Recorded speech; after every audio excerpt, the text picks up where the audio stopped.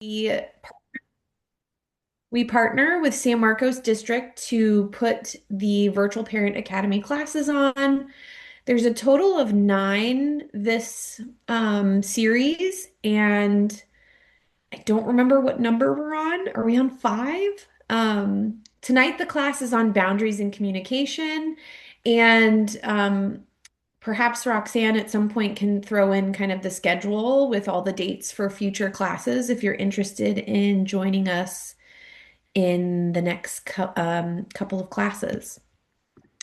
So, as I've kind of told you guys before, if you know me, hello, welcome. I'm so glad that you guys are here. I've tried lately to include a little slide about myself just so you guys can kind of get a picture of, um, why you should listen to me when it comes to parenting help and those sorts of things. A little bit about my background. I'm a clinical therapist. I have about just under 15 years of experience. I have been doing classes with San Marcos District, since probably 2015. And so this is really a passion of mine. I love doing parenting classes and just answering questions and helping people become better parents. I am kind of striving to do that every day for myself and for my own kids. Um, and so I really just like to help people understand my method is a lot, it comes from doing therapy with a lot of families, doing therapy with a lot of kids, and a lot of my experience with Rady Children's and different school districts, inpatient and outpatient clinics, and now my own private practice. When I was in the Air Force, I worked exclusively with adults, so I didn't get any time there with kids. However, I've got my own kids. You can see in the picture I have two girls. I'm a certified positive discipline parent and teacher educator, which really just means that's one of the top methods that I use in my parenting and how I teach people to become parents. So we did last couple of weeks, we did a positive discipline part one and two. And if you weren't here for that, it's a lot of wonderful information. San Marcos, I know, has recorded the presentation. So if you weren't here and you'd like to get some more information on positive discipline, you can definitely view those. I think that they're on the San Marcos YouTube channel. And if Roxanne has a link for that, maybe she can put it in there at some point during our conversation tonight. And if not, next week when Annie is back, she'll Yeah. definitely give you guys that. Yeah. Okay. So like I said, tonight we are focusing on boundaries and communication. I've kind of realized how much, what a big topic this is and how much I'm trying to cram into tonight's session. But we have about 2 hours, a little under now that we've started. And I really just want to give you guys as much information as I possibly can. These are things that I teach parents in my own practice when I'm meeting with parents. This is kind of a good foundation of where to start in terms of learning what parenting boundaries look and sound like. Determine what your current boundaries are, and if you don't feel like you've got a good grasp on those, how to set new, more effective ones. And then we're going to kind of transition into the communication conversation, which is I'll introduce new tools for your parenting toolbox. And then we're going to kind of practice skills and you'll get to ask questions. If we've got enough time, I always like to leave at least 15 minutes at the end to ask questions. And yet, what I want you guys to know is I'm answering questions throughout. So, getting to that next point, if you have any questions or any comments, you can always put it in the chat or you can unmute yourself and I'll get a little notification and you can take it away. So, that's kind of how I do things. I don't really want you to feel like you have to wait until the end. If you have a relevant question, just go ahead and ask it. And yeah, I think that's most of the housekeeping stuff. So, we're gonna jump in to starting by learning about the boundaries, about boundaries and the brain. And so a lot of this conversation starts with helping parents understand what is a boundary in the context of parenting. Um, so what I like to help parents understand is like think of a boundary as the line that you draw around yourself to define where you end and where your child begins. These are not requests. These are different. A boundary is telling someone what you will do, and it requires that they do nothing, right? So a boundary in terms of parenting, put in other words, is we tell our kids what we will do if they either do or don't do a specific action. Right. And so that is really just saying, okay, here's my role as a parent. These are things that are expected of you, and this is what will happen if you either do that thing or don't do that thing. What we really want parents to understand, and one of my most common complaints from families, is that they don't feel like they have clear boundaries. Their kids either don't know what those are, either things are blurred, either they've never really established these things from the beginning, and then things get blurred as our roles, right? Like our roles become blurred. And so either we might feel like, okay, my child doesn't respect me, my child doesn't listen to me. And I know that in the last class, we had a lot of parents that felt that way. A lot of the parents that were here really shared, my kids don't listen to me, they don't do what I tell them to do, they're like, they don't want to be around me, or, and so we have a lot of parents who feel this, right? It's like they don't respect me as a parent. And so really, we feel insecure in our role as a parent, right? If our kids are not responding to that role or respecting that role, it's hard to stay in that role. And so, in the past couple of classes, we talked a lot about styles of parenting and how those styles differ. And we explored what kind of parent you are, right? Whether you're an authoritarian parent, whether you're a passive parent, or you're kind of some combination of the two. And so I think the important thing is for the conversation of boundaries is, do you feel like you stay in the role as parent? I get a lot of parents who say like, oh, I kind of feel more like my child's friend, or I kind of feel like I don't have any parental control over my kids. Like they don't, they don't listen or they don't care what I say, right? Especially as kids get older. Um, and then when we have this conversation, it's like, okay, tell me what values, what expectations, what rules your kids have. And then how many of those did they collaborate with you on? And most parents are like, I don't like, we don't know, right? Like, we never did that. And I think that depending on your style as a parent, how you were raised, right? Last class and a couple classes before, we talked about like your family of origin, where you come from, how you were parented, your spouse or partner or co-parent, grandparents, how they were parented. The reality is that stuff all affects what our principles and values are as parents. And so we really need to start by clearly defining those principles and values, the things that guide us. And then that allows our kids to really know what to expect, right? And then we get to stay in that role as parent because things are clearly defined, right? I think for Hola, a lot of people, good. oh, How are you? I'm trying to think of how to mute somebody. Yes, with the change of time. It's So there we go. Um, so staying in our role as a parent, clearly defining our principles and values and sticking to our bottom line. This is all kind of leading us into that conversation of appropriate boundaries. Um, One of the things that we talk about and we focus on a lot is that when we start having the conversation with boundaries with parents, there's a little bit of fear about, will my kid continue? Will they listen? Will they respond to the boundaries, right? Especially if there hasn't been clear boundaries to begin with. There's kind of some fear and apprehension. And what I think typically I start with there is that it's very developmentally appropriate for kids to push boundaries. Um, we see this in really young kids, and we see this with older kids, right? Consistently, they're going to push boundaries, and the reality is we're going to kind of keep them there that, hey, yep, this is still here, right? This is consistent.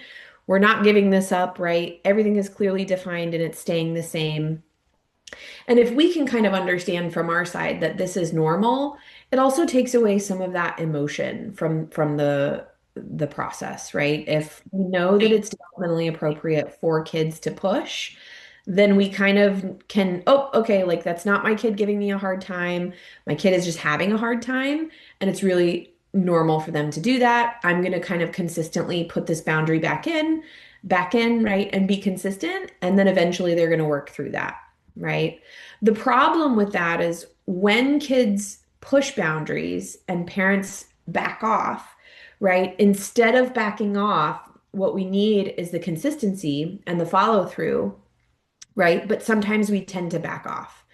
And so, what I really kind of try to lay the groundwork for is we're going to set boundaries and they're going to try to push them. It's normal. Then there's not this like struggle for inconsistency in the beginning.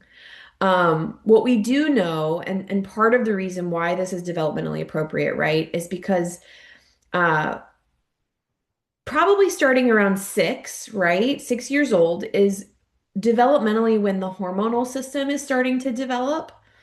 And this is huge because at this point, particularly for girls, there's more of a hormone difference and change in girls.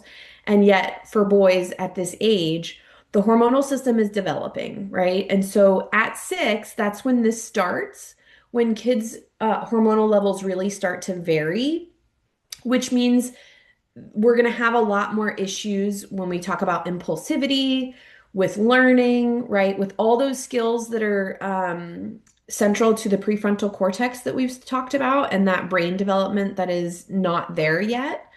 They don't have the skills to inhibit themselves. That's why it's so important that we put boundaries up early, right? And when I say early, I mean as early as you can. And yet I will also caveat that with it's never too late to set boundaries, to like restart this whole thing. Clearly, like I tell parents, even if they come to me with a teenager, we're going to start from scratch and we're going to build our way up because it's never too late.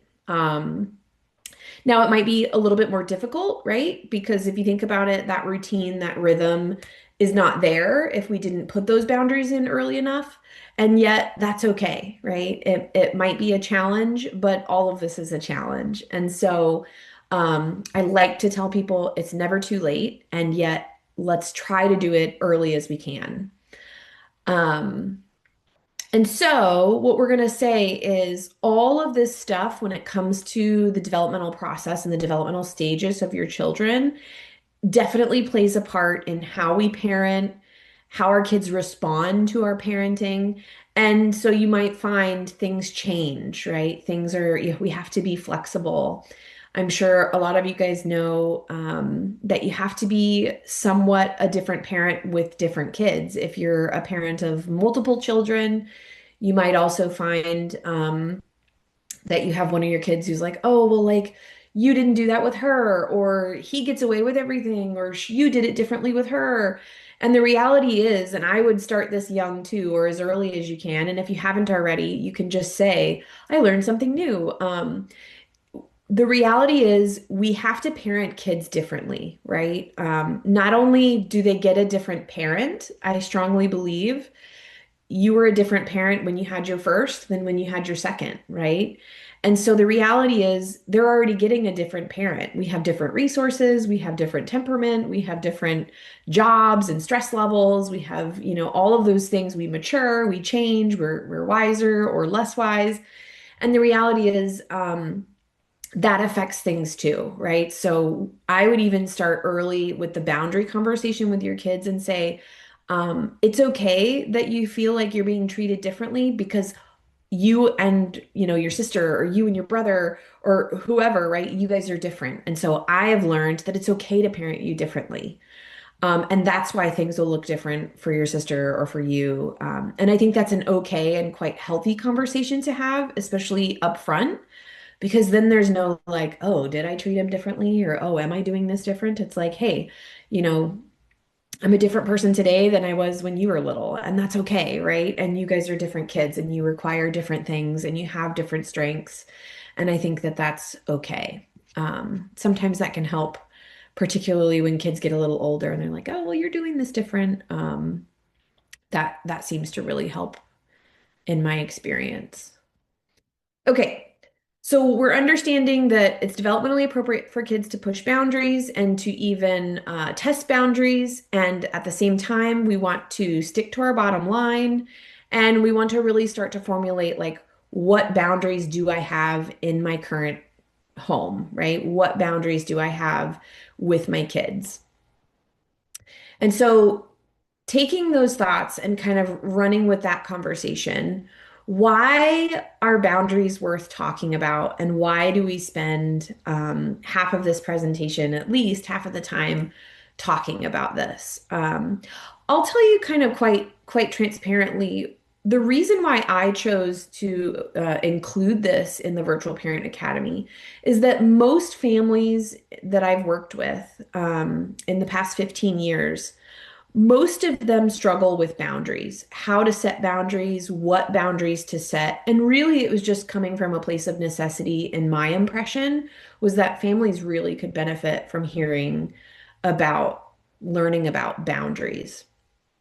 Um, I feel like, especially in more recent years, as parenting traditions and parenting trends have changed, I'm sure a lot of us can really identify, and we've talked a little bit about this with parents in these classes in the past weeks. Our parenting, how we were parented, looked quite different than maybe the common or more publicized type of parenting today. So I think that there was probably a lot more like what we call corporal punishment or like physical punishment, right? Spanking, hitting, slapping, right? All of those kinds of things. And lots more authoritarian parenting, right? Like, do it because I say so. Not a lot of like gentleness or that like kind of softer, quote unquote, parenting. Um, I know that not everybody is this way, but I'm kind of talking more in generalities and trends. And so that's what I've seen is that our parents and the generation prior to us was more authoritarian, right? There was more corporal punishment that was more normalized. And now, especially in the last 10 to 15 years, there's been large numbers of parents doing gentle parenting, um, positive parenting, positive discipline parenting. So the kind of tides have shifted, I think. And I think that like most things, the ideal scenario is kind of somewhere in the middle, right? Um, because as I said before, if there's an authoritarian parent, kind of the other side of that equilibrium would be a passive parent, right? And we've learned a lot if you've been in the past classes about the dangers of passive parenting. And so we don't want that. We want the middle ground, which is what we call or refer to as authoritative parenting. And that is, if you guys recall, again, if you were not here, there's recordings of it and the past PDFs can probably be shared via email. I can ask Annie when she gets back to possibly send the link or something to the previous PDFs out. But what we've talked about was authoritative parenting is very high on the warmth scale and very high on the demand scale. Whereas passive parenting is very high on the warmth scale, very low on the demand scale, right? So that means if I could just love you hard enough, right? Authoritarian parenting is very high on the demand scale, very low on the warmth scale, right? And there's problems with these kind of extremes that we talked about in the previous sessions. But one of the hallmarks of authoritative parenting, remember high warmth, high demand, is that we have, and by demand we mean um, boundaries, right? Expectations, those types of things. And so boundaries are worth talking about because we find that in the context of healthy parenting, boundaries help children feel secure. It helps children understand what's expected of them, what's predictable, right? And it fosters their sense of stability in the environment. And so when we have children who have no boundaries or no demand, right? Kids feel very insecure and they're not sure what's coming next, right? And so I pose this question for parents to understand. Kids are constant, especially 0 to 5. They're constantly asking, am I real and am I safe? Right? And so boundaries, and this is the basic kind of question being asked, particularly at that early stage of development. That's what they're pinging off for safety, right? And so this is why we have really healthy boundaries with kids where when the baby cries, mom responds, or baby cries, caregiver responds, right? That's why that mother baby, mother infant bond is so important, particularly in 0 to 3 and 0 to 5 year range, because kids are pinging the world. Am I real and am I safe? Right. And so those boundaries that we initiate, particularly when they're that little, that's helping them feel secure. They're developing what we call the secure attachment, and they're understanding what's expected of them in the world, right? There's a sense of stability.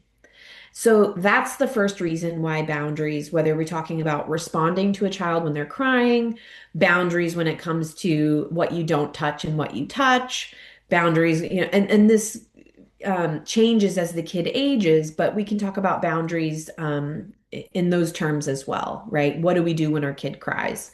What do we do when it's time for bed and they don't want to go to sleep, right? Or we would do any of those specific boundaries in response.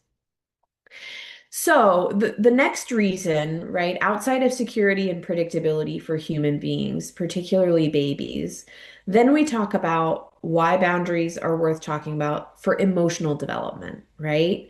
Boundaries teach kids to regulate their emotions, right? They know what to expect. We've explained to them what we'll do if they do X, Y, or Z, and they understand an appropriate way to express the feeling or the emotion that they have, right? And so a boundary is actually helping our children emotionally develop because again, they're having a sense of stability in their environment, they're understanding what's expected of them, they're having an emotion, and then they kind of understand how to handle that. The boundary might be, hey, you can be mad, but you can't be mean, right?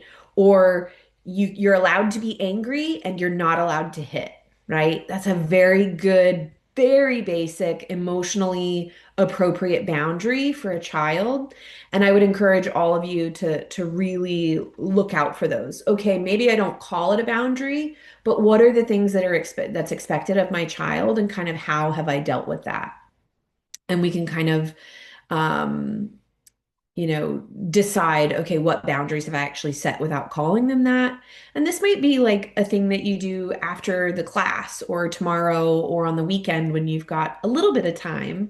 Just kind of jot down what are the boundaries, right? And maybe are there boundaries that I've established for security, for predictability, for emotional development?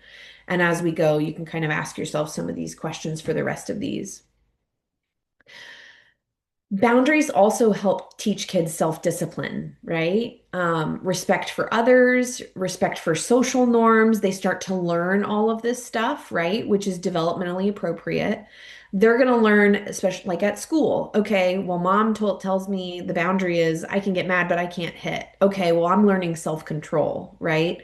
When I'm in class, my boundary at home has crossed over and I'm not allowed to do certain things. I have to respect other kids, I have to respect the teachers. And there's certain social norms. When I go to the doctor's office, I'm not allowed to scream in the lobby. When because the social norm is we're quiet, we, are respecting other people and, what they're doing. And the environment stays stable. I know what to expect because these boundaries have been taught to me before. So boundaries are actually helping kids learn this, right? Self-discipline, to reduce impulsivity, to increase respect for others, all of those things. Learning how to manage the volatility, the anger, any of those emotions, the negative emotions, quote unquote, that we have a hard time expressing, particularly with kids, right? We also find that boundaries are crucial for building healthy relationships, right? This is like kind of a given. If somebody, it's fun. I kind of have this thing with my kids. I have a boundary where I don't like my face being touched. And of course, when they're babies, it's a little bit different, right? They're constantly wanting to do that. But my kids are getting older now, and I try to explain to them one of my boundaries is that I don't like my face touched. I know it's kind of a weird one. But the reality is, just for the example, right? It's helping them understand, learn impulse control, things that I don't personally like in order to keep my relationship healthy with them. They know, mommy really doesn't like it when you touch her face, right? Please don't do that. If you continue to touch me, I'm going to get up and walk away, right? And so there's boundaries that we've set in order not just for them to build a healthy relationship with me, because that's kind of a given, but the reality is with other people, right? We want to help them understand most people might not like things like that. Most people might not like it when you tug on them or pull on them, right? And so there's like these physical boundaries, there's obviously mental boundaries, or psychological cognitive boundaries. Um, all kinds of boundaries, but the reality is we're really helping them build healthy relationships with us. Here's what's expected of you. Here's what will happen if you do this thing. And that carries over when they're going to school and learning about other kids, with relationships eventually, right? When they get older, they start to understand, oh, well, I've seen my mom or my dad or one of my parents or my grandparent, they, have this boundary in the relationship. They say that there's no yelling or whatever it is. Um, they're able to take that with them, and that's kind of how they form their basis for healthy relationships in the future. One of the other things is boundaries help kids prepare for the future, right? They learning to set their own boundaries and respect boundaries of others really early helps. It essentially is teaching kids to navigate complex situations when they're adults, right? So we're preparing them, like we've said, not only with emotional development, with like impulse control, self-discipline, managing their emotions, predictability and security, having healthy relationships. But all of those things are preparing them for the future, right? Because they're going to have these difficult situations. And this is one of the things that prepares them. And so I think, to reiterate what I said at the start of the slide, it is, I believe strongly that putting boundaries in place with your kids intentionally, right? With intention as a parent, it will help all of these things in the future for your kids. And so if you feel like you struggle a little bit with boundaries, or you're like, okay, I don't know if I've even done this, or I don't know how I've done it, just keep listening. Bear with us. I think at the very end, you'll have already established that you have some boundaries. Maybe they're not named, and you're not quite maybe like wording them in this way. But we're going to say, yeah, if these boundaries work and you've already established them, keep those up, right? This is why you've done that. This is like showing you a little bit of the background of like, oh, like no wonder I do this thing, right? These are all the things that it's helping with. But by the end, I hope that you'll at least be able to recognize what boundaries you have and maybe some that you would like to implement new. And of course, I'm going to give you some skills in the next couple of slides how to initiate those new boundaries. What I'd like to do, I am realizing normally I start with questions or a quote just to kind of get people engaged. What I'd like to do now is looking at this conversation thus far, which is like, what are boundaries and why are they important?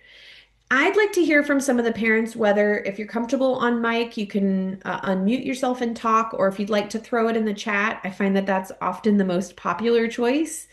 I really want to hear from you guys. What do you guys think about this conversation of boundaries so far?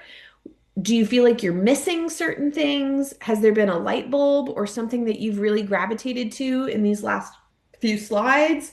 If so, maybe you feel comfortable giving us a little context. If you have any questions, I'd just love to hear from you guys to get this conversation started and give me a little bit of an idea of where you guys are coming from or what you're looking for. Anybody at all. And I'm going to open the chat so that I can see you guys, your responses.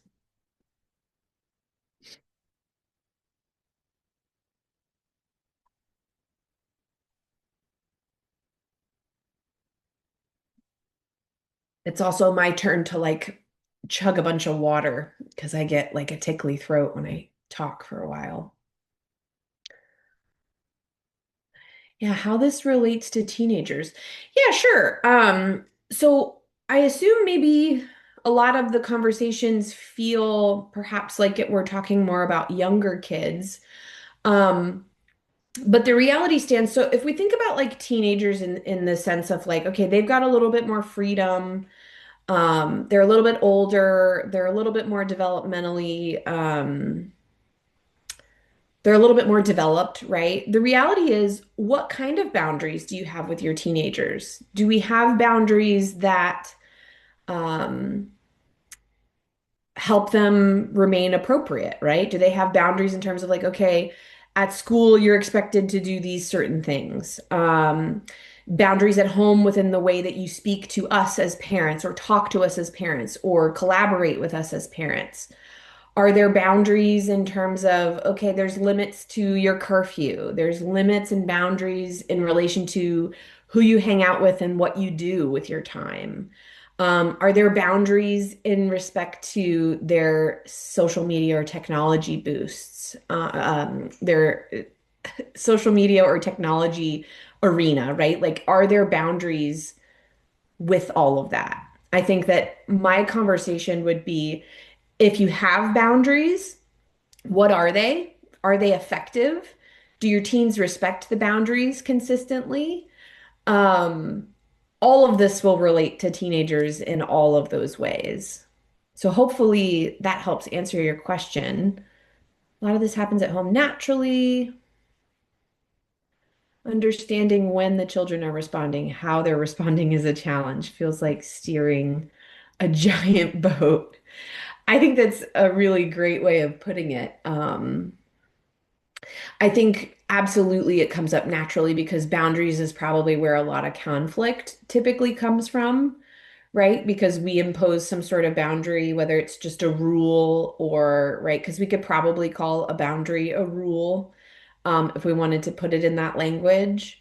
But I mean, there's lots of rules in our homes, in society, in schools, right? In our culture, with social norms, amongst all people, right? And so the reality is, how do our kids respond to those when they're bouncing up against their friends and their peers and their teachers and the world? I think steering a giant boat is a good way to put it because it's hard.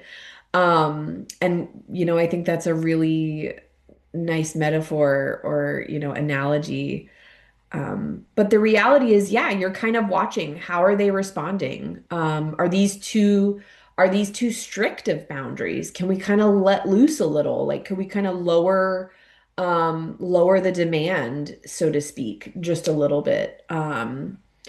And yeah, I'd be interested, Ken, for more detail on like, is there a problem or like, do you perceive something in how they respond?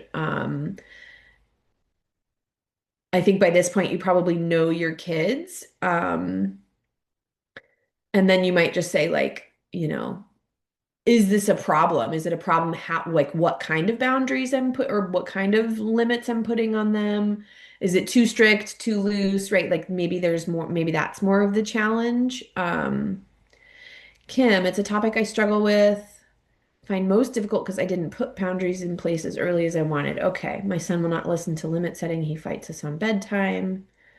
Okay. Yeah, I think that's a very, very common struggle. I'd be interested, Kim, to know how old your son is. I would also say most, especially younger kids, most kids fight bedtime. Um, And if it becomes routine and rhythm enough, right, they kind of lose that a little bit. But that's the things with boundaries, right? Is you're saying they weren't in place early enough. And now, right, I'm trying to put it into place, but he struggles. And the reality is you kind of keep doing that thing and eventually they get used to it, right? Yes, he's going to fight it, but eventually he's going to realize, okay, mom's not giving up. She's sticking to her guns, right? She's sticking to this rule, this boundary, and it's not gonna budge. And eventually, right, they pick up with that. Now, I will say bedtime is tough, particularly for younger kids. With my young kids, I think I have the fortunate blessing of being a therapist and working with a lot of therapists in the field of adolescence and children and adolescents. And I had really good friends who are therapists with their own kids who told me bedtime, like do a bedtime routine, make it super strict, don't ever falter on it. And so I've done that. But I think you can always start, right? And I do believe that it will be hard. I always describe it as like if you put in a new boundary, say with bedtime, right? Okay, the boundary might look like bedtime's at 8 o'clock. They might push and push and push, but we don't give in, right? We continue to set the limit. We continue to set the limit. If they're like depending on the age, right? We can do certain things in order to follow through with that. But the reality is, if they fight, right, that's okay. That's expected. It's going to be hard, but we stay consistent with it. And then they realize, oh, fighting doesn't work, right? It doesn't get this result that I want. Um, Struggling with how to make sure that these are reasonable and rational. Okay, yeah, that's an understandable struggle, Hannah. And I hope that I can help that with that today because we do want boundaries to be appropriate, reasonable, and yet at the same time, some of that differs family to family, person to person. But it is important. I'm reminded of my own boundaries I had. I knew they'd, I know that'd be unreasonable in some cases. Every situation is different. I have to constantly get creative. Yeah. I think, yeah, depending on our upbringing, sometimes the boundaries that our parents had for us might have been unreasonable in some cases or just not appropriate for sure.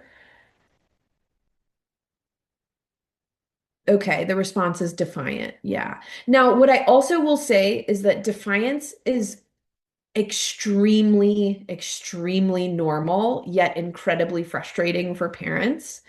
Defiance is very developmentally appropriate for kids. Wait a minute, it was part one of the positive discipline conversation. If you weren't here for that, Ken, I would say grab a copy of the presentation or go back and look at that on the YouTube because we talked about there's a graph in there, a big chart about the mistaken beliefs of kids. Um, and that will help you with that defiance as well.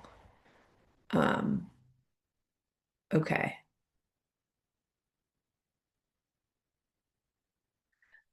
Let's see.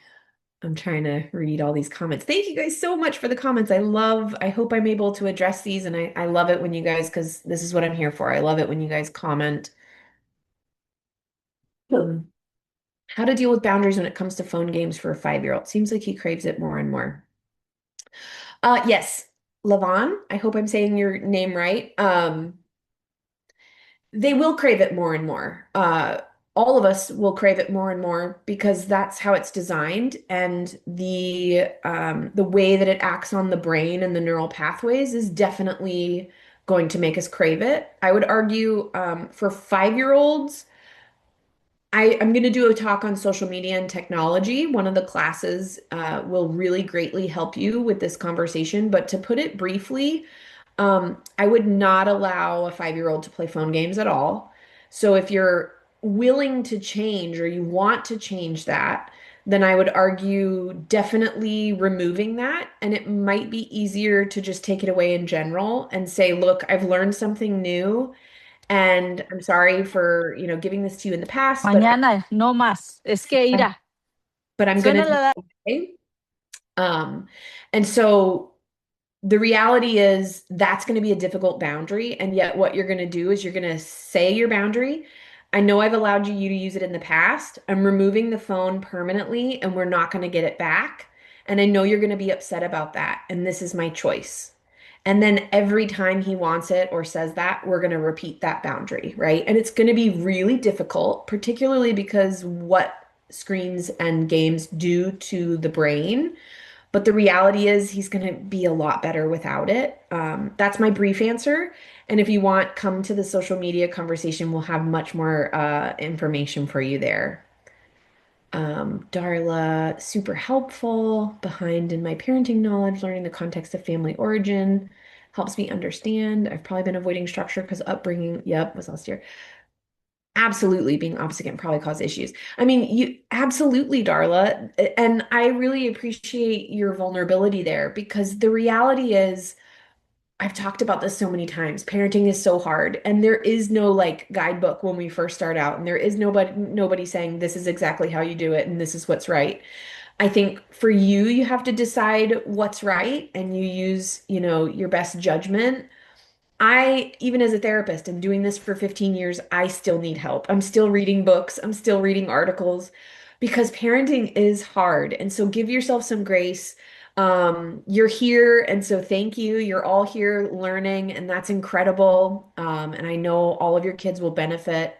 And the reality is, yeah, this helps you kind of look into why do we do things the way that we do them? Maybe it's because I'm rebelling against that part of me that didn't have a voice when I was a kid and my parents were doing things, right? I absolutely can identify and relate to that. Kim just turned 9. Okay. And so the bedtime, yeah. So he just turned 9. He will not listen. So, and then I kind of wonder, like, when you do try to set the limit of bedtime, what does he do instead, right? Does he leave his room? Is he bouncing around the house? Yeah. And then what do you guys try to do to mitigate that whole situation when he's not listening or fighting it? Um, does he get any screen time? Does he get like movies or TV, or is he just up and he just wants to be up? Is he, what is he doing during that time? That might be a little bit helpful too. Not listening and doing things that they shouldn't be. What kind of consequences rather than taking things away? Sí, claro. Doesn't care.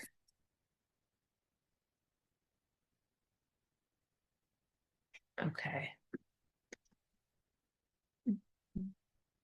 So 4-year-olds, yeah, that parenting is going to look a little different, and arguably like taking things away, that depends. Does she not care because we've already taken so many things away, and then it starts to kind of get like, oh, like I don't care about that. Um, Not listening and doing things. Yeah, I mean, for a 4-year-old, you're going to do things a little bit differently. Now it depends on like what are the things, are we distracting? Wait, are we redirecting her? 0 to 5 is kind of its own parenting entity, right? We do things pretty drastically different from 0 to 5. And then I would say, what is she doing or not doing, or what is she not listening to? Consequences and discipline might be, right? Like it could be like losing access to certain things, right? Like if she really enjoys sweet treats or she really enjoys a movie occasionally, right? Then I would argue like setting up a chart for her where for all the things, for every time she does listen or every time she does do the things that we want her to do, we're giving her like stickers and she's earning these things. That flipped on its head versus just taking it all away, right? And then it would also be like, what is she doing, right? Because is it developmentally appropriate for 4-year-olds not to listen? Probably. But like that might give you a little bit more context. I think for younger kids, we want to like have them earn the positive things rather than taking things away.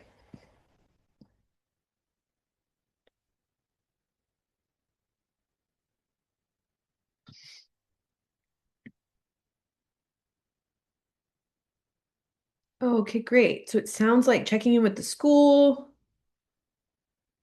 helps kids flood all their complaints to the parent. They get more support. Having kids type in Copilot AI helps kids discuss what they're mad about with parents around. That sounds great. I don't think I've ever heard of that. Um, so I'm not really familiar with the. AI thing. One thing that helps me is knowing I'm not alone. Yep. All parents go through this. Oh, thank you guys so much for all the input. I hope some of that was helpful to those of you that asked specific questions. Um, we're going to go ahead and keep moving because I think it'll answer also some of you guys' questions more thoroughly as we go. But I just love it when we get to engage and I get to help you guys because I think not only is that why I'm here, but I think that other parents get to listen to your questions or get feedback from you. And that is probably arguably the most beneficial thing about doing these types of classes. So thank you guys. Okay. So here's the conversation. I like to try to gear this towards helping people understand some of the common issues with boundaries. So these might be some of the things that you find or see that's happening in your parental child relationship. And if any of those issues are happening, it might be an indicator of like, okay, so like maybe this thing is happening, then that might mean I can implement some of these kinds of boundaries. So this should be a helpful conversation. Uh, some of the most common issues that I see with boundaries with parents in therapy with me, um, a lot of times either we are over functioning or under functioning for our kids. Okay. And so this is kind of more of one of those brainstorming points where what I would like you to do is just kind of think about, am I an over functioner for my kid or am I an under functioner? Right? Like, and that kind of means, am I doing more for them than they could do for themselves, right? Or am I kind of not doing enough for them? Now, what you might start to look at is like, what does their supervision level look like, depending on how old your kids are. Now, I would also argue, I think something that's happened in recent years, probably again in the last 10 to 15 years, kids have less supervision. Now, I think there's a lot of functions to that and just realities to that, right? Like the economy has changed drastically. The area in which we all live has changed, right? To the degree that it's much more expensive. And so that means a lot of parents are working more hours. Both parents are working. Right. So all of those kind of coupled together in the last maybe 10, 15, 20 years means that I think a lot of us are supervising kids less. And so I run into a lot of parents too that are like, well, I don't need my kids' passwords. I shouldn't be in their room. I shouldn't be, supervising them with friends and so there's a lot of confusion or a lot of like not necessarily insecurity, but like questions as to like, am I supposed to do that? Or no, I don't want to do that. I shouldn't do that, right? Now, again, this could come from our past and our family of origin. How were we raised, right? A lot of us, there's this whole thing with like latchkey kids, right? In kind of the either our generation or the generation preceding us, which was our parents just like let us be, right? It was like you just kind of do your thing. You come home from school, you open the door, parents are gone. And so there was very little supervision for a lot of those kids, right? Or a lot of us. And so, do we have that in our history? Do we have that in our own family of origin where it's like, oh gosh, my parents did not supervise me, right? Um, I think I have a unique background because I came from a military family where my dad was in the army for 25 years. And so I do think that that lends itself to a different type of parenting family, right? A different dynamic. And so I was not a latchkey kid, right? I was not a kid who was drastically unsupervised in my younger years. And so this is important to like, and then that affects how I am today with my own kids, right? And so just kind of think about that. And the reality is, does that mean that is it possible for me to be over functioning? Am I making more decisions? Am I over supervising? Am I overly involved? What we used to term as like helicopter parenting, right? Am I doing that? Or am I kind of a little bit more passive, right? Do my kids have less supervision? Um, or involvement from me. And so start there and kind of ask yourself those questions. One of the other common issues is that I see this all the time, and it happens to me, and this is probably arguably one of the biggest ones, and it is parenting out of fear. So many people come to me and we get to this eventually in my therapy practice, right? Of parents become, and what this means is parents are afraid of what will happen, this kind of worst case scenario, right? Um, I get it a lot with parents who are like, okay, my kid just doesn't care about homework. They don't want to do anything. They say no to everything, right? And our worst fear is my child is not going to go to college. They're not going to be successful. They're not going to be able to take care of themselves. And so that fear is then going to motivate me to like, absolutely not. You cannot not do your work. You cannot not have a job. You cannot, right? Like, and then we start to parent out of that fear. And so this one is a little bit deeper. This one is a little bit more therapy minded, right? Emotionally minded. And unfortunately, the context of this group presentation is not um is not really what should I say, capable of handling like therapy conversations because we've got 2 hours max and this is a big one, right? Um and so though this is not a therapy group per se or a therapy session, try to see if this comes for you, right? Like as a parent, do I feel some serious fear about a behavior my kid does? And where is that coming from? Is that driving some of my parental decisions or behavior, right?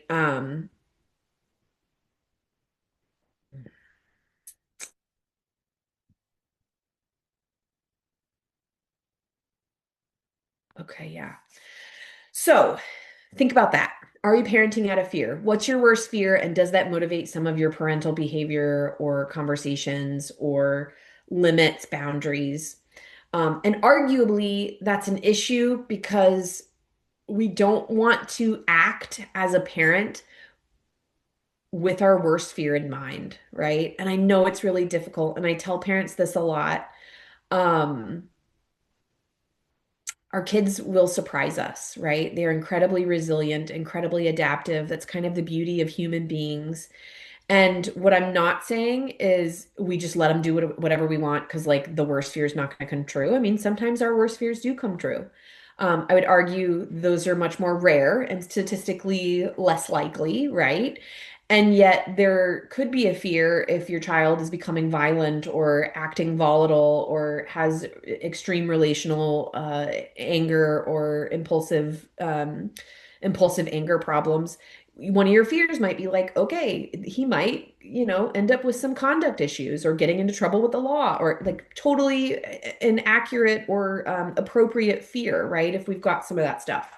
But that's not the kind of fear that I'm talking about. The fear that I'm talking about is more so, right? My kid in this really tough developmental stage between 10 and 13, they're pulling away from the family, they're individuating, and yet my worst fear is that they're never going to speak to me again once they turn 18 because they hate my guts, right? And the reality is that's not true, right? Developmentally, that's what they're going through. Every child, every human goes through that. We just don't really remember it. But it's normal, right, for kids to pull away. And that fear should not motivate us to kind of cling and say, oh no, like I've got to make them love me or like, right. We don't want to do that. And so that's just one example. But parenting out of fear can lead to a lot of issues. So, another really common issue is blurred boundaries, right? And some of the signs that you might have blurred boundaries, and that just means like hazy, unclear, right? Sometimes you put the boundary in, sometimes you don't. These are some signs that you might have some blurred boundaries and you might need some work there. That might mean you might see your child not respecting your privacy. I've had a lot of parents who used to tell me like their kids would just like barge into their room, like not knock, right? Like come into the bathroom. Obviously, we're not gonna, we can't necessarily talk about that 0 to 5 range because those kids altogether different, right? Most women remember when your kids were 0 to 5, you didn't get any privacy, right? They were with you all the time. So a little bit of a different story, but in the current realm, if you have a 6+ year old and your kid's not respecting your privacy, your kid's giving you dating, financial, or legal advice, right? The role and boundary between parent and child might be blurred, right? I see this probably more with dating advice. Like if we've got a mom and older kids, right? They might have some blurred boundaries if they're talking about partners or too many financial conversations. I have tons of kids who I see who have anxiety because they're worried about finances, and it just means that kids do not need to be around when we have those conversations. Um, I understand wanting to be transparent with your kids and tell them the truth, and yet there are a lot of things that kids are just developmentally not appropriate to know. And arguably, that's our dating life or our relationship problems, whether you're married or single or whatever. Financial and legal issues, arguably. I would even include sometimes health problems because I see young kids really, really struggle with serious health problems of the parents. And so that one is kind of like, arguably, I would say like get help, get some maybe specialist advice from your doctor or from a therapist or somebody that you trust, a counselor, somebody from the school that can help you kind of navigate that because the health ones are also sometimes problematic, especially for littler kids or younger kids, maybe elementary age and down. Okay, so another sign that maybe we have some blurred boundaries is this is a big one. You do for your child what they can do for themselves.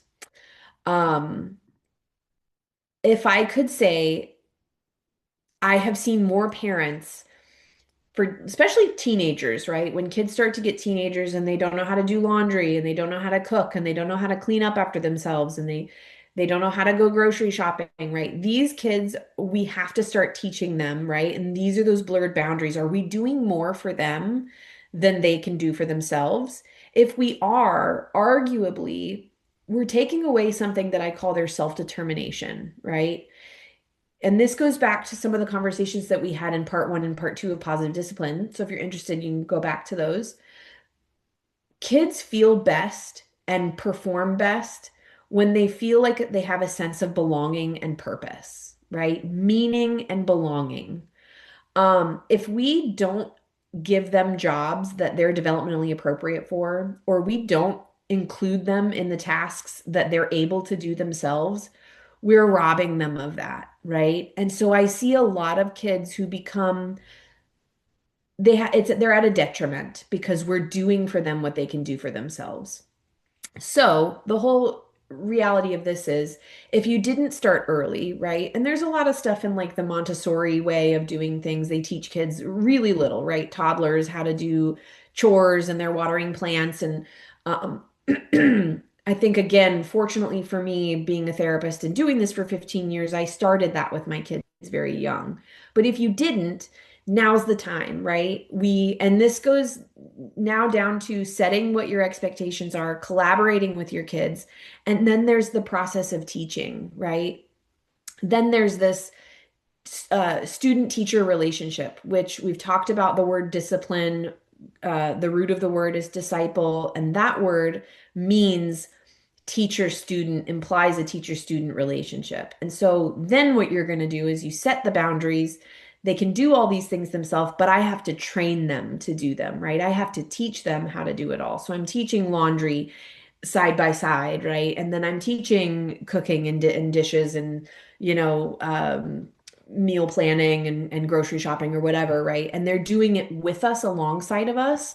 And then we're kind of allowing them to do that on their own with help and correction and things like that.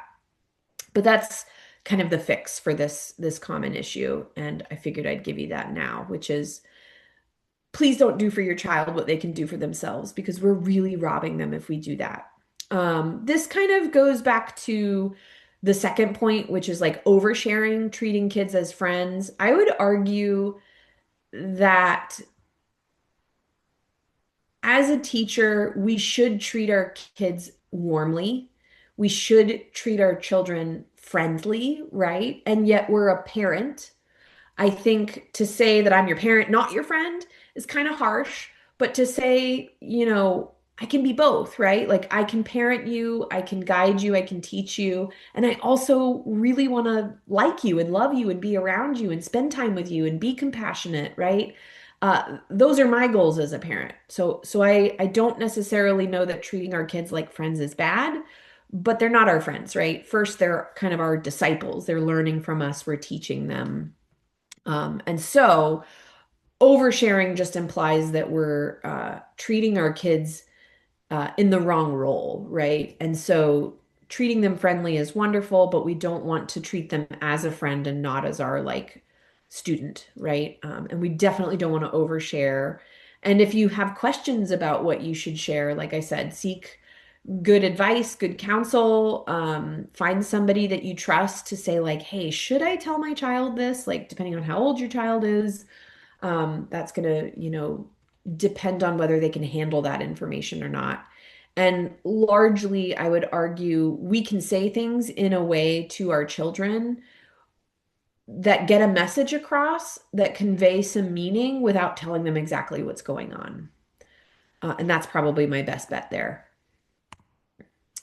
Okay.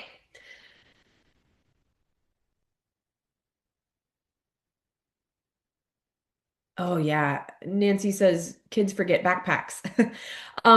One of the things when it comes to boundaries, right, is you have to be responsible for your own things. And if you forget, one of the best ways to teach kids is what we call natural consequences. This is the best way to teach anybody anything, actually.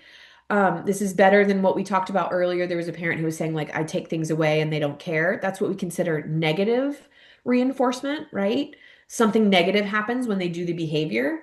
Arguably, positive reinforcement works better. And what we also say is within that positive reinforcement, when they forget something or they don't do something that they're supposed to do, there's a negative natural consequence. It's not a consequence that we've implied, it's a consequence of the world. So, for example, think of like, okay, this kid, Nancy tells us somebody forgets their backpack. Kid forgets the backpack in the car, right? Well, now their natural consequences, they don't have any of their things. They're disoriented all day in class.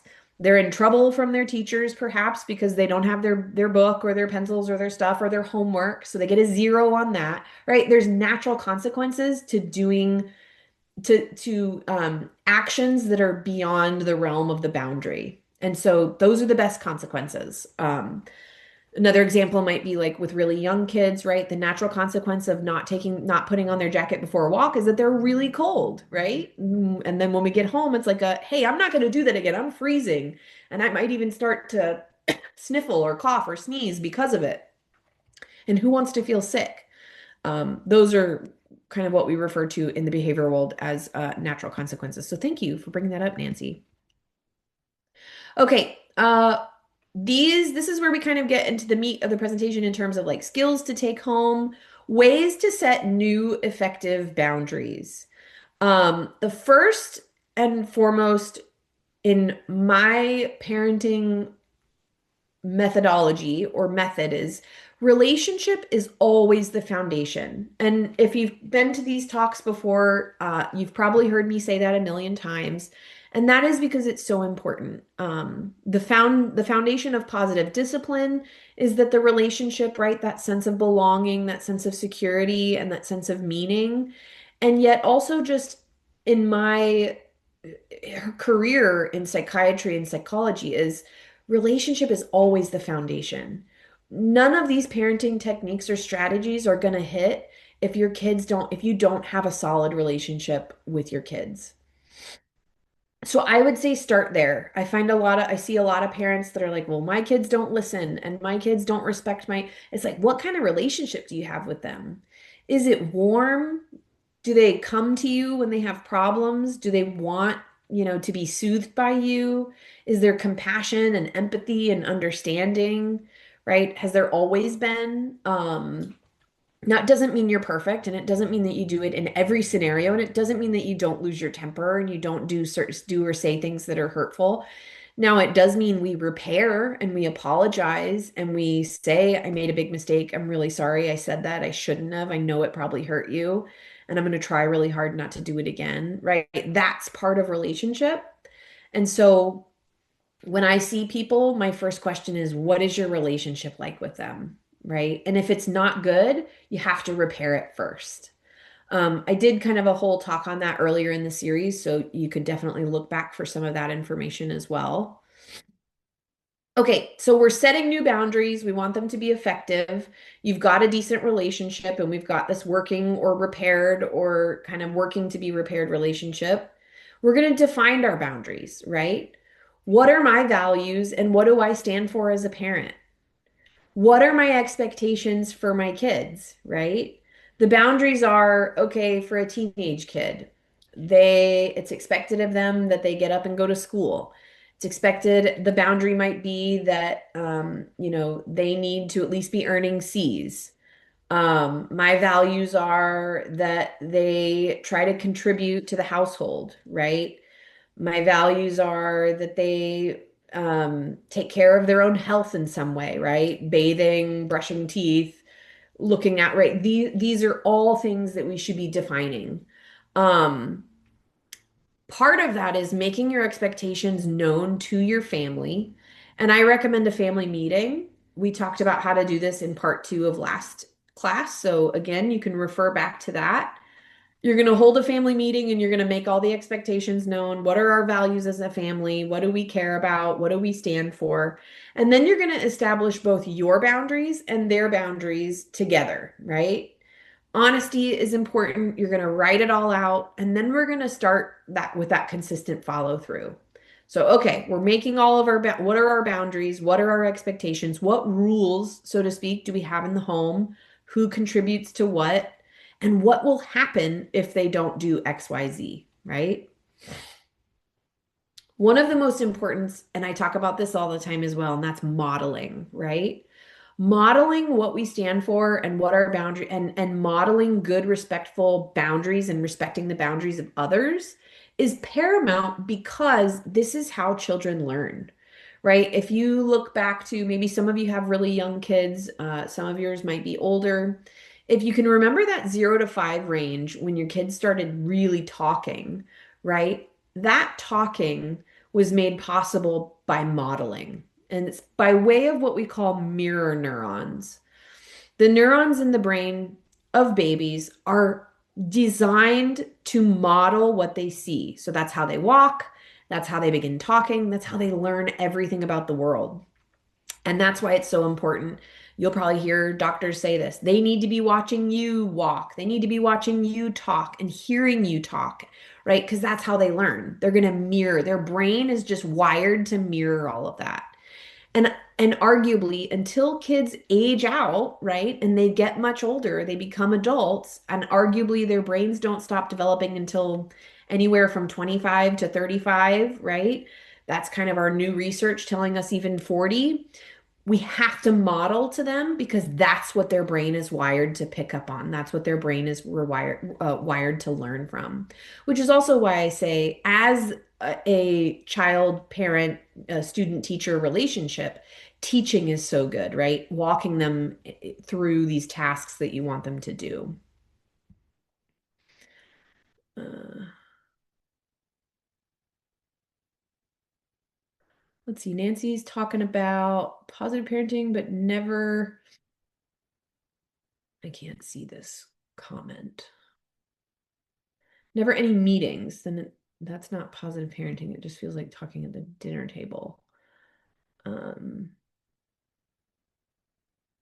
yeah, I think your family meeting time can look however you need it to look. When it comes to positive discipline, they try to get families not to do it at dinner time. And yet, if that's what works for you guys and you want to have this conversation that's very low risk, right? You could definitely do it at dinner. If that's the time when you guys are all together and it works for you, I would say try it totally. And then talk about this as a very positive conversation. It shouldn't be modeled as, or it shouldn't come out as like negative, right? Where we're saying like, well, you don't do this and you suck at that. It's like, no, it's like, okay, what are my boundaries? What do we stand for as a family? What do we need to work on? What would you guys like of us, right? You can ask your kids to collaborate. I think that's certainly the best idea. Uh, is it okay to say you have to do one extracurricular activity? I hear other parents say you have tons of sport or be in a band. I can't have my daughter sit at home and watch YouTube every day after school. Getting her out of the house is helpful. here with transition to middle school. I got pushback. I think it was hard. Middle school is the hard. I say middle school is the hardest. Out of my experience as a therapist and just working with families, middle school is a very difficult transition. It typically is the hardest developmentally because if you think about growth, they're going from kids to teenagers, right? It's incredibly challenging both hormonally and biologically, physiologically, and also psychologically, right? So definitely the hardest. And I do not think it's a bad thing to set limits or boundaries in terms of social media. So I would say if she doesn't want to do an extracurricular activity, what does she want to do besides YouTube? You could just say, there's no YouTube after school. So you got to figure out something else. She could read, she could draw, she could dance, she could sing, she could build Legos, she could play outside. You guys could try to encourage some sort of movement or exercise or sport. Um, excuse me, like going to the park, learning to skate, learning, going on a bike, all of those things could be helpful. I think sometimes when we force our kids to do extracurricular, and now we're talking about sports or something like that, you could see if her heart's in it. If she's being forced and she might really rebel against that, I don't know. I would say try it and see how it goes. But in reality, you could just get her doing other things. Take away YouTube, just don't give her any access to that after school and say you have all these options of other things to do, and then let her figure it out. That's what I would say. I don't necessarily think putting the limit of like you have to do an extracurricular, but if it works for your family and it works for her, then do that. But I don't think I have a rule of that. I think sometimes if we don't have that rule, kids might lean more into that of like, oh, okay, well, like now I'm bored and I've been sitting here for, 4 weeks because I'm really rebelling against this idea of not having any YouTube and I'm bored and maybe I want to do something, right? And you could say, hey, I'm willing to put you in dance or ballet or jujitsu or soccer or like pick one, and we'll try it. Sometimes they're a little bit more amenable to that, particularly a middle school kid. Um, but I don't think any kid needs YouTube right after school or really, unfortunately, in my mind at all. But I do understand that it's quite normal now. And so I think I have a pretty unique and possibly unpopular opinion about social media and technology. Um, Kids say, "You want me to do golf to sound like a proud mom? I don't want to do anything." Oh, okay. Okay. Says, okay. Again, use you guys' best judgment. I am not here to tell you what to do or what decision to make. However, do what works, right? That's kind of my best inclination is if forcing her to do something in 2 months, she's flourishing in soccer, then great. But if in a month or 2 months she's rebelling against it and absolutely hates it and it's a misery to get her there, then like maybe rethink that. That's kind of my best judgment there. Okay, so moving on, I hope that was helpful. Ways to set new effective boundaries, focusing on yourself instead of your child, right? So then this goes to, okay, so if my boundaries clearly communicated? And it might be, okay, I have this like tendency to get really frustrated because my kids aren't doing XYZ. Okay, this is an example. My daughter really gets overwhelmed when I tell her to clean her room. Maybe a lot of you guys deal with this. Um, I think it's pretty simple. She doesn't have a lot of stuff. It's not overly crammed, but she's 5. She's going to be 6 in May. And so what I started to do, and so my boundary is you have to clean up your room, right? Like, especially before dinner and before bed, like you cannot just have a crazy room. And I make her do this every day. And so my boundary is you got to have a clean room before bed.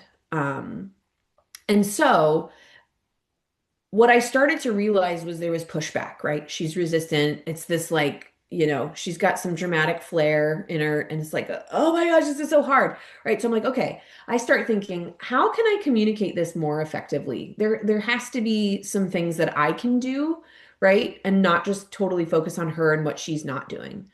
Can I be more consistent with how I get her to do I need to be more consistent? Does she need to do this? Because maybe there are some days when she doesn't have to do it, especially if I'm not home and my husband's home, right? So it's like, can we be more consistent? How can I help her succeed better? And what I decided to do probably a week ago, right, is on post-it notes on the back of her door. Number one, pick up all your stuffies and put them in the bin. Number two, pick up all the Legos and put them in their container. Number three, put away all the dirty clothes in the dirty clothes bin. So it was, and then I walked her through the steps, and in a week, I haven't heard her say this thing anymore. She hasn't done this thing, right? This resistant throwing herself on the bed and crying and saying it's just because it's a big job, right? And the way that I understand this is she's only 5 when she comes in and I say, "Hey, you need to clean your room." And there's just, I mean, you've seen the tornado of kids' rooms. I'm sure you have, no matter how old your kid is. But it looks and feels like a lot, right? Especially to them when their brain is not processing things the way that I'm processing things as an adult, right? So I communicated it more effectively by really getting down on her level. And the day I did this, I sat with her and I said, "Look, what do we need to do?" Right? And so I wrote it all down on the post-it notes.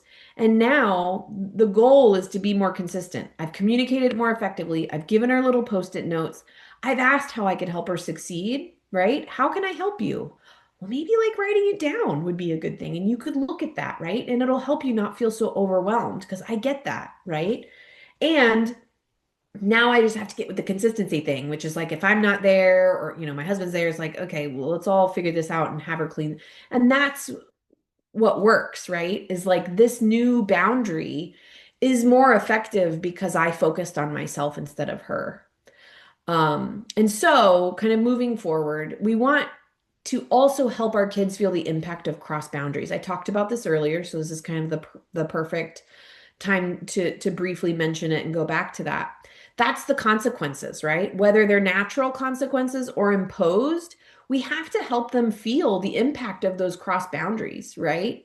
Um, I could give you guys examples all day long of my kids. I'd love to hear examples where you guys feel your kids you've helped them feel the impact. Um, I also fear my kids are very young, and I don't want this whole presentation to really just center around super young kids. So if you have any natural consequences, I know a couple parents shared that. We want to help them feel it and with empathy, right? Oh my gosh, like I really can understand how bad that must feel that you forgot your backpack and you probably had like a hard day, right? Like you probably got a zero, you probably just felt so unprepared. I'm really sorry. And like that might help, right? Do you think that maybe that feeling might help you not forget it in the future, right? We're compassionately leveling with them and helping them feel that impact without you know, punitively talking to them, ostracizing them, right? Like making them feel even more negative. That's kind of the argument there. At night, kids don't take their phones in their rooms overnight ever. That's great. I would argue that's part of my social media conversation or technology conversation is one of the risk factors when we talk about exposure to certain things, particularly we talk about pornography, predators, things like that. One of the major risk factors is that kids who are using their phones at night in their bedrooms. So absolutely wonderful if they don't do that. I would argue that hopefully that becomes a standard in a lot of our homes. What if poverty is a constant boundary between parenting consistency? You'd have to be a little bit more specific with that in terms of what examples or what things that you're particularly referring to. And the reality is there are boundaries to a lot of these, well, some of these principles. Did you want to say something? Go ahead. Yes. Yes. Thank you. Thank you for allowing me to join the meeting late. This was a really important topic for me because, for instance, I just finished college, and we are a family on CalWorks that have been experiencing poverty for quite some time. After Dad had a bad accident and couldn't no longer, you know, pay for what he used to since he got no workers comp. And it basically it separated me and my kids and their dad for about 6 years. We were only, part time with them, and then when they were with us, we had to be crossing the border, and it was never like parenting. It was more like just surviving. So we just became house. We are trying to get to know our children and parent, and then it's like, there's so many things that need of like our attention to Mhm. make basic needs, make basic needs met, like through like programs and stuff, and it leaves us little to no time to be with our children. And with the time that we are with them, we are trying to like just tell them in a very intense, like, oh, like, do this, and we sound like drill sergeants, but we're just trying our best to communicate to them down what has to be done for them to be okay. And then on top of that, they experience depression and anxiety, so it's really difficult. Yeah. I'm not I'm trying to say your name without saying it wrong. Yadis Beth? Is that how you say Yeah, it? he said good job. Mhm. Yadis Beth. I'm so sorry that you guys are going through this, and I really appreciate you sharing because I know that that's a really I can hear that it's a very hard, difficult, and sad place to feel like you're coming from, right, as a parent. And I mean, the best thing that I can say here is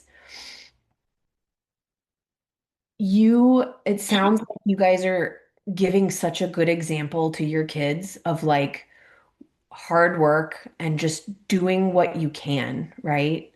Because sometimes that's all we can do, right? And the reality is, you're right. Like there's going to be added struggles. And I think that kind of we talked about that a little bit earlier, but to deal with some of these other things where we're talking about true poverty and just struggle being able to make ends meet, right? It's an exceptional struggle and it makes everything more difficult. And the best strategy is to do what you're doing, which is just being there. Try to be warm, try to be compassionate. The message, and this is what I would say to you, is the message of love getting through? I hear that it is, right? Because your kids are seeing you and your partner just struggle to take care of them. So if that message of love is getting through, right, that's the most important thing. And that's all you can do, right? Is it's not the best answer, but the answer is you do what you can, right? And that's the most powerful thing that you can do is love your kids. And you're loving them by doing exactly what you're doing, which is really struggling to take care of them, but you're doing it, right? And it's hard, it's brutal sometimes. I'm sure the suffering is great. And yet you're making sure that the message of love is getting through. And they see that. Believe me, they see it. They Okay, see it thank you. Thank you so inside. much. You're welcome. I'm sorry I don't have a better answer, but the answer is do No, what no, you're it's okay. That just makes me feel a lot better, today. I just secured a job, and I didn't even have to wait that long. I just graduated December 15th, so we're really blessed.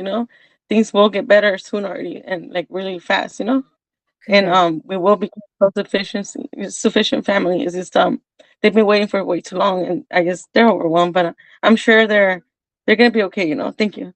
Yeah. And I'm not Mhm. sure, Roxanne, or maybe Annie could take your email address, Yadis Beth, if you put it in the chat for Yeah. us. Yeah, if you put it in the chat, I'll go ahead and email that over to Annie, our district parent liaison, so she can touch base with you and offer any supports. Okay, thank you so much. Thank you. Mhm. Thank you for being here. That's another way that you're showing up and that you're showing your children, right? That love, that warmth, and it's hard, but you're doing it, and congratulations. Thank you. Say you graduated, Thank you. Thank you so much. you're doing it. So that's my best strategy. Make sure the message of love gets through and they are seeing a perfect example in you. Yeah. Okay, thank you. Yes, ma'am. Thank you. Okay. Um, I love it when you guys share. I hope that was helpful. Like I said, I know it wasn't the best answer, but yeah. And keep coming back because we love having you here. And again, this is, this is you doing what you can, right? Learning about it and getting information and hopefully maybe some supports. I know Annie's got some good stuff, so that she could share. And that's another thing I feel because there's like like San Marcos High School has like the demographics, right? Like there's a lot of Yep. students that are like the dominant, ethnicity, and it's like you get it increasingly accepting like children in poverty, and it's I can tell that it's something new for this campus that Mhm. they're not, that I feel like the staff and the overall community there is not really informed of poverty much, so and that's Mhm. something that it was also important for me to speak about that it was really important for me to make it here today, to make a commitment to be here to this type of workshops more consistently now that I got a job, that I don't have to meet all these requirements for all this government help, Mhm. and to be able to help educate and be educated, vice versa, to the community of San Marcos High School and throughout, and as well as, being educated on how to be a parent all over again, and with stability now. Yep. Well, I'm so glad you're here. And yeah, I like I said, every parent that comes, you included, is making it's an effort to be here. And that's the best thing for your kids. And you're doing it. So I'm glad you're here.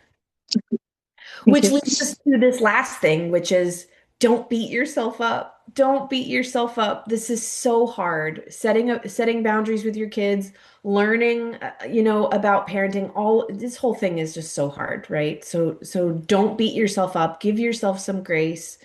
Um, I mean, I heard her also say like advocating, right? She's advocating for herself, for her family, for this population of people. I went to San Marcos High, by the way. This was long before it was the campus that it is today. It was the outdoor trailers back then. But yeah, I mean, I'm from this area, and I obviously have a different background and different, story, but at the same time we're all parents trying to show up. And so don't beat yourself up because you're doing actually the right thing. And yeah, the message of love is getting through. And wonderful, wonderful example to our kids, right? To see how hard, you're working and doing all of these things. Okay, we got a worker at San Marcos High. Um, Oh, there's a lot of parents who are just uh loving on you in the chat, and I love that for our little community here. So thank you for sharing and for being here. Okay. We Thank you. have Thank you for saying that, Thank you. I'll look into it. Thank you. absolutely. Okay. The next slides we're at like 6:30. So this slide in particular is like a good like screenshot slide. This is particular. I like to do this because it gives parents language, specific things that you can like screenshot and memorize, or like it's the tools in your toolkit, right? um, Ways to set boundaries and the language to use because I know not all of us have this language. To be honest with you, I'm looking this stuff up on a weekly basis. What do I say to my 2-year-old when I'm trying to tell her no? Or right, like the language is really helpful. So what I would say is screenshot this. It might look like things when you're setting boundaries with kids, and it might look like the technology thing, right? We're taking away screens, and it's this really hard thing. Okay, I understand your concern. I understand that this really is hard for you, and it hurts, and you're angry, and this is my decision, right? As your parent, I have to keep you safe, and I've learned a lot about the technology that makes it so we're not going to use it anymore, right? And I'm kind of coupling a lot of this with language that we learned in the last week's session about the kind and firm statements, where we kind of couple that compassion piece, right? Where I said, like, make sure the message of love gets through, make sure we're connecting first. And then and this would be perfect example for Yardis Beth too, right? Hey, I hear that you're upset and we're moving quickly because it's bedtime. Or right, like in that you're using that language of love and that kind and firm to connect with your kid before you correct them. So you don't feel like such a drill sergeant when we're kind of like really quickly going through the motions and you don't have a lot of time. Arguably, this language will really help you. And it'll help all parents, right? It helps me on a daily basis. I use this with my family. Some people, this could be used, right, with your family members that when you have boundaries in terms of your in-laws, right, or your family. I'm not able to attend that family gathering, right? I know this is a big one, especially for particular cultures, right? There are some cultures that is like, no, you come to the party or you come to the gathering no matter what. I'm not going to try to make a blanket statement about any of that because if it's not my culture, I wouldn't be able to speak to that in a way that's really profound for you, and I won't try to. And yet, what we could do is use some of this language in terms of like, I can't attend that meeting or that gathering, that family gathering on this day. I love you all. Like, I know it's really disappointing, and I'm not free that day or I'm not available that weekend. And you're going to have to use your best judgment and what you feel to be most appropriate for your own family, right? And yet, this is language that can really help you because it's not like a, oh no, I'm busy. It's like a, I can't attend that family gathering, right? I'm not available on that day. And it also gives us this permission that we don't have to explain, right? We literally just have to set our boundary. Now when we're talking about family or kids, right? Some of this stuff is more specific to kids, some of it's more specific to just families. Your kid might ask you a question on the fly, right? Hey, mom, can I do this? Or hey, I really want to go to my friend's house on Saturday. I can't commit to that right now. Can we come up with an answer on Saturday, right? Or can we talk about this when we get home later? Because they might ask you in the midst of things, right? But we're setting our boundary that like I can't commit to anything right now, and I really need time to think about it. Um, I don't have anything planned on that day, but it doesn't necessarily mean I'm available. I need some time and space to think through it. Let's talk about it after dinner, right?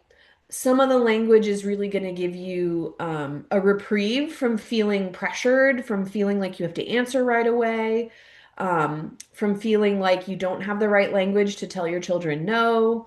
A lot of this is we can generalize and make this stuff appropriate for our parental conversations as well. I understand that you're angry, and we've already established the rule, right, about watching TV at night. Or I know that you're really angry and it's time for dinner. I know that you really want to keep playing your game and it's time to go to bed.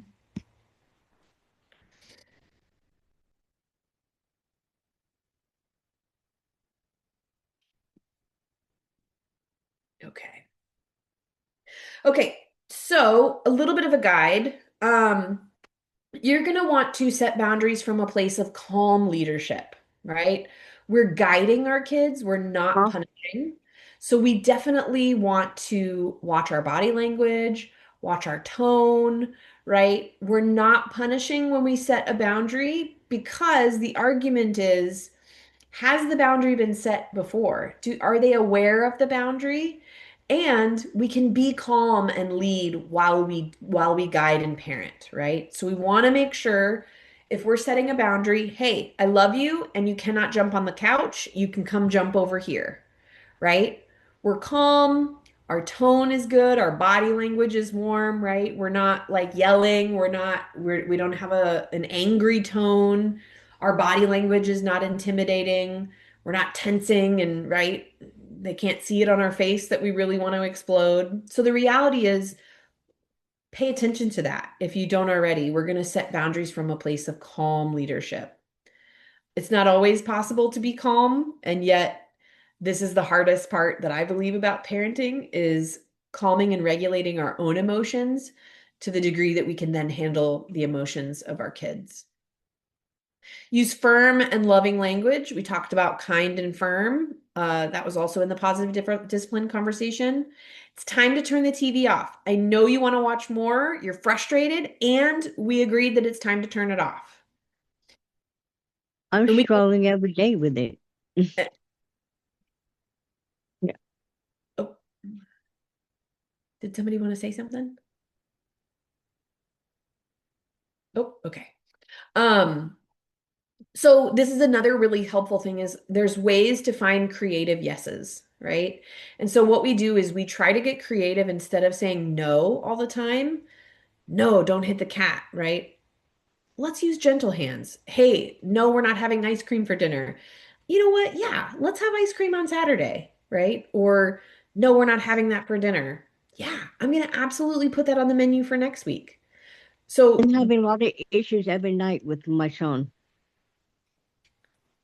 I oops. set a lot of boundaries and he won't listen to me. Oh, could you say that again? Or did you want to say something or ask a question? I don't really know how to do this, but sure. My son Luke, I've been having trouble every day with him every night, and every time I set boundaries, he won't listen to him. He yell at me and tells me to shut up. I walk away because if I yell, I'm gonna have a heart attack. So I just walk away. I tell him, "Don't say that to me. That's not really nice." Yeah. How old is your And son? he's almost 8. I have a learning disability, and I'm parenting parenting him by myself. Oh, okay. You're a And I'm single. doing everything by myself. I have a lot of health issues. Mhm. Um, I'm disabled, like I have a learning disability, so I'm, you know, having a his father's not really helping me, Hmm. and it's, you know, I don't know. I'm doing all I can. When he does something bad, I take stuff away, and he has an attitude about it, Oh, yeah. and I get frustrated, and it feels like I'm gonna have a heart attack because when I'm trying to tell him something, he won't listen and he talks back to me. It's like, don't disrespect me. Yeah. And I'm doing so much, and I'm tired. Oh, I'm stressing out because I have a his father's not really helping me, but his grandpa is, okay. and Well, I'm I'm glad that, struggling every day. yeah, yeah, it sounds And it like, feels like I'm gonna go back in the hospital, Courtney, because I'm tired. You mm, know, I go to doctors, I take care of my kid, I try to discipline him, and it's too much for me. yeah, I can't do it alone. I can't. I'm yeah, sorry if I'm crying, but this is I have uh what is it? Anxiety and depression. And when I get anxiety I cry. So I'm yeah. sorry if I you know and I'm I'm To I'm apologize. on every week and I'm trying to do, what you say and it's Mm, not working. Like he's not listening every night and I'm tired of yelling yeah, and he throws stuff at me, like it's a game and it's not. mm, I'm yeah. really tired. Oh, I bet. I can totally understand feeling that way. And then when I try to discipline him, everybody's like, "Oh, don't talk to him like that." I said, "Talk to him like what? I'm just trying to tell him he can't do something bad and then get rewarded for something he's doing. Oh, He sure, has to earn it." And they don't. I'm trying to parent as much as I can, and everybody just do it the opposite. sure. And so I think there's a couple things, right? Which is there's a lot in all of that, that you've shared, that there's a lot there. And I think one of the biggest things is, I hear that you're struggling and I it's incredibly difficult to be in the position that you're in. My hope is that if the school has some resources, we can definitely reach out to you. You could put your email or your phone number in Oh, the they chat. do. He has counseling. He's been in. They're helping him in school because he has ADHD. Okay. And then when I do boundaries, when I tell them you're doing something bad at Hmm. school one time, I'm not gonna let you play a video game or go on YouTube because you did something bad that you're not gonna be rewarded for. And Sure. he gets all mad and he slams stuff. I'm like, I'm sorry, but I'm being a parent. If you don't like it, go read a book or something. Do Yeah. something different. You don't need screen time every day. And You need to here's be the thing. outside. It's tough. Yeah. Here's the thing. If children, when children have emotions about our parenting actions, that's okay, right? We can sit with them in their anger or just say, look, just because they're not happy doesn't mean I'm not a good parent, right? Right. Arguably the opposite.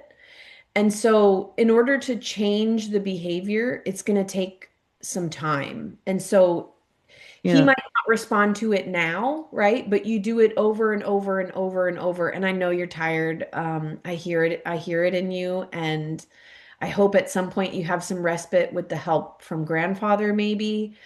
You Yeah, know, he takes them out like after school, yeah. but when he comes back at night, not at night, but when he comes back, it's Evening, yeah. always the same thing every single night. He's fine when he's out, and then when he comes home, he acts up.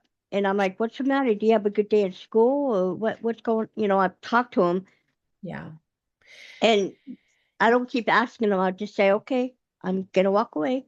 sure. I'm not gonna repeat it Again, because it's gonna aggravate me too. So I'm like, whatever. I'm not gonna.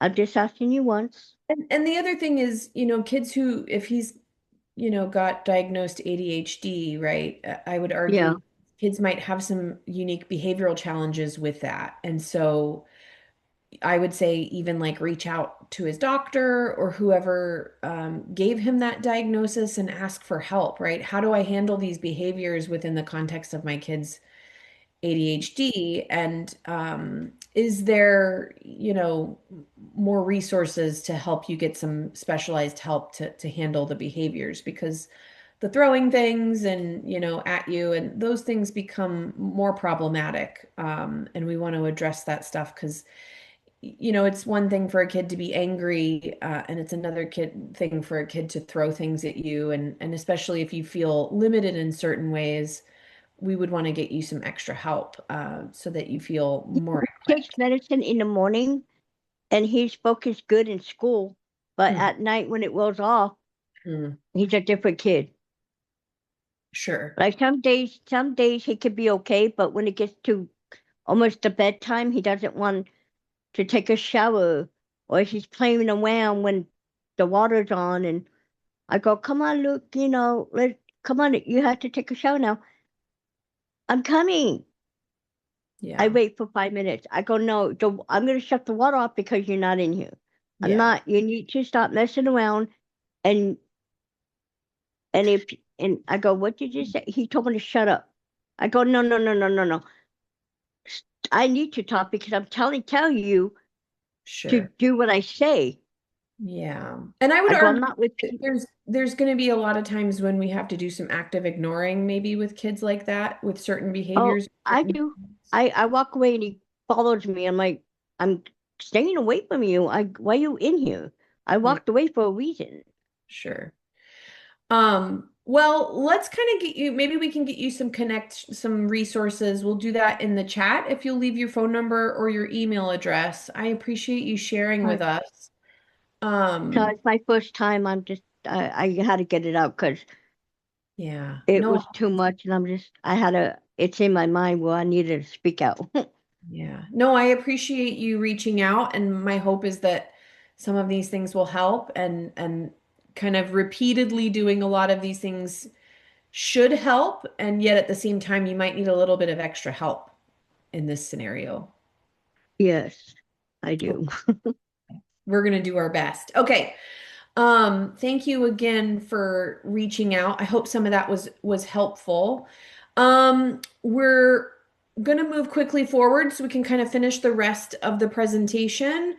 We already talked about ways to find a creative yes, being consistent, right? Boundaries are most effective when they're predictable, when kids know what to expect, right? We do the same thing, the same response, we have the same boundary to the same behavior, and kids respond to that kind of going back to that first slide because it's predictable, right? The environment and our parenting becomes predictable, and so that consistency really helps. Now, when it's hard to be consistent, do your best, right? Do your best. Seek help if you need it.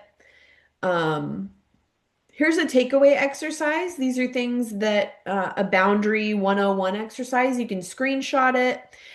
It's really gonna drive home Boundaries are limits that we set, right? Everyone's boundaries are different. We want to find out what's important to us as a parent. If you grew up in a home where no boundaries were set or where people constantly violated your boundaries, setting and maintaining boundaries are going to be difficult. It's okay if it's hard. It's not selfish. It sets the tone for a healthy relationship with your kids. And this is going to give you some ideas on what healthy relationships look like and how to set them. I'm going to give you some more language. Let's move on a little bit. We're going to try to hit on some of the communication styles. This is kind of what I was talking about when I was saying I'm squishing a lot into today's presentation. What I really want to get you guys to gauge is what is your communication style with your kids? And I give you a little scale here. Communication ranges from aggressive to passive, right? This is somewhat in the realm of when we talk about parenting as well, there's a similar scale. Aggressive communication, you all can imagine what that looks like, right? People who are intimidating or who try to speak louder or yell, right? They're not as willing to share perspectives or share the conversation. It's more aggressive in nature. One person's, kind of guiding this conversation. Passive is going to be the very opposite, right? It might be no communication or very minimal communication. Maybe they don't share their wants and needs, and it's very passive in that way, right? Now, we want you all to be kind of somewhere in the middle when it comes to communication, and that would be assertive, right? You want to respect the needs and opinions of others, and you wouldn't be aggressive in that way, but you also will share those things, right, in a really direct but appropriate, empathetic way. And so, do you feel like you have a different communication style with your spouse, with your friends, your partner, your family, coworkers? If so, just kind of start thinking about this and brainstorming. How could I become a little bit less passive, a little bit more assertive? How could I become a little less aggressive, more assertive? Um, we want to have healthy communication in our relationship with our kids because this helps with boundaries, right?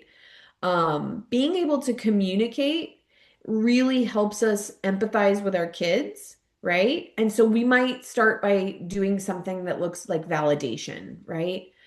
We're going to validate the feeling of our child, particularly when, okay, they're upset, right? They might be yelling. Hey, I understand you're upset right now and you're not allowed to yell. And I'm going to walk away until we're able to do that, right? Or you can be mad, but you can't be mean, right? We're going to validate that the kid is having a hard time. And yet at the same time, this is not something that keeps us from setting the boundary, right? And this kind of goes back to like that conversation we had where just because our kids have an emotion doesn't mean that we're doing a bad job, right? Arguably the opposite. We can validate that our kids, okay, I understand that you really don't like this no screens thing or that we're taking the video game away. I think arguably when you have kids who, and this might be helpful for you, the parent that just shared, if you have a child with ADHD and they're using video games or screens, I would argue that removing those things just altogether is going to be better, right? Because these kids, their emotions are running kind of hotter. ADHD also makes kids more likely to develop an addiction with technology and particularly with video games. And so what we want to do is, right, we might set the boundary. We might say, okay, we're only going to have earned video game time for 2 hours on a Saturday. And so this is what that looks like. We will have no video games or no screens outside of those 2 hours. And you get the 2 hours by earning it, right? By doing certain things, listening to when I'm telling you what to do, following through with rules at school, whatever that might be. And you're going to empathize with them, right? Look, I understand that it's sad and frustrating that you don't get the video game. And at the same time, this is what's best for you, right? So that's going to promote some of that like validation, the better communication. And we're going to ask questions. I wonder what's making it so hard to deal with this right now. I wonder what's making it so hard to get to school on time or to take out the trash on Thursdays.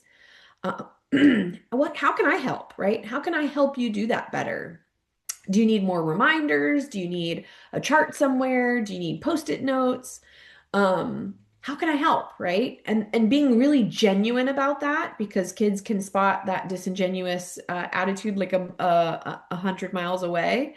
I would ask those curiosity questions. I wonder what's making it so hard, right? To be respectful, to, not scream in the house or whatever it is. Um, Non-judgmental in discussing ways to improve the situation. We want to make sure that when we do that, we're not judging this, right? Okay, this is like really, really bad, and you've done this thing, and we're really like honing in on that rather than like, okay, I've noticed that we've been late 3 times. Like, how can we improve this next time, right? We're very neutral. We're not letting it go because we're problem solving it and we're trying to improve upon that. And at the same time, we don't have this judgment associated with the issue. Almost always, I recommend involving your kids in the dialogue about rules or expectations or boundaries. It's going to obviously work better as they get older because they're going to be able to collaborate more. And at the same time, this is part of that relationship building, right? Involving your kids. Okay, what do you think should happen if you don't listen to mom? Or what do you think should happen if you miss school or you're late to school? And they might surprise you. You're not going to necessarily go with oh, well, nothing should happen because I think, okay, well, that's not the way the world works. Let's really talk about it with seriousness. So we'll write down all the solutions and we'll come up with the best one, right? And maybe you write all of them down, even if it's like oh, hey, nothing happens to me. And, um, you know, because I want to live in fairyland, but it's like, just write it down anyway and talk about it. Honest communication and owning your feelings. Hey, I feel really upset when you don't follow the rules, and we agreed to them together, right? Um, so you're gonna obviously own your feeling. I'm feeling super frustrated. I don't know how to get you to do the things I want. I'm having a really hard time as a parent. And what do you think we should do about this situation or about this issue, right? You might have that honest communication with them and own your feelings about it. I statements. Here's a really good example. I teach this to everybody. You can use this with your spouses, with your partners, with your family, with your kids, with your coworkers or your boss. I feel blank when blank because blank, and I need blank. You're going to fill in, obviously fill in all those blanks. And it's really good to like screenshot and just get used to talking about this. I feel really discouraged when you don't listen because I really need you to do this, or because, I feel really frustrated when you don't take out the trash cans because we've made an agreement and I need you to take out the trash can every Wednesday night, or I need you to really, start setting reminders for yourself. Obviously, these things are communicating feelings, not necessarily communicating boundaries. All right, we kind of whizzed through that stuff because we had a lot of really good engagement and questions from parents. Here is some contact information, particularly for the two parents that spoke out. Please take down Annie's information. This is her phone number, and what I would argue is just like there's resources available, and I know Annie would love to help. When she's back next week, I think she can definitely give you some extra resources. And so if you'd like, screenshot it, take a picture of it. Yes, and thank you guys so much for being here, for all the feedback. I hope that this was helpful. I know at the end we had to go kind of quickly, but I appreciate you guys all being here.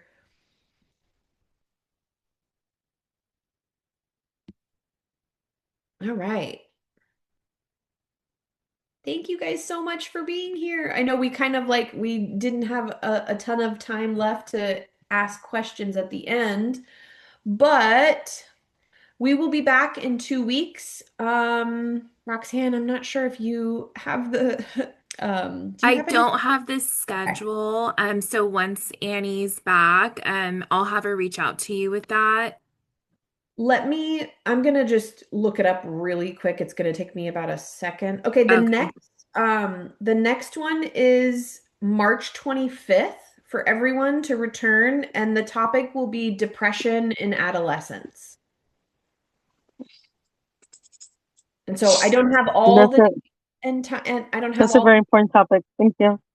Oh, thank you so much for being Mhm. here. I hope I see you guys in 2 weeks. And Yeah, thank you guys all so much for being here and engaging with us and giving us feedback. Typically, we also have a um what's it called? Like a survey of like what we could do better, what we did well. I think what might Mhm. happen is we'll send that next chat because Annie usually has that stuff. So since she's out And until it's at the same time, correct?